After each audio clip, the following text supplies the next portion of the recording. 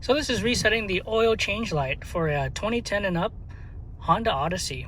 And what's going to happen is you're going to get the two different codes here. These actually stand for something like oil change and tire rotation, like B12. Those will all be in your owner's manual. Then the next number over here blinking is the number of miles you actually went over your oil change.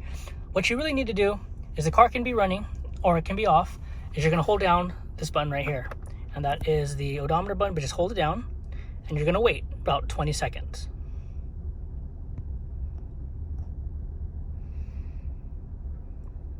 After these 20 seconds are up, everything's gonna blink. I let it go. I hold it down again for another 20 seconds.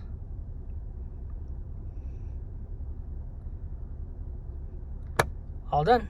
Everything has been reset and you are now ready to do your drive, and your oil reset is at 0. So that's how you reset the oil change light for a 2010 Honda Odyssey. Thank you.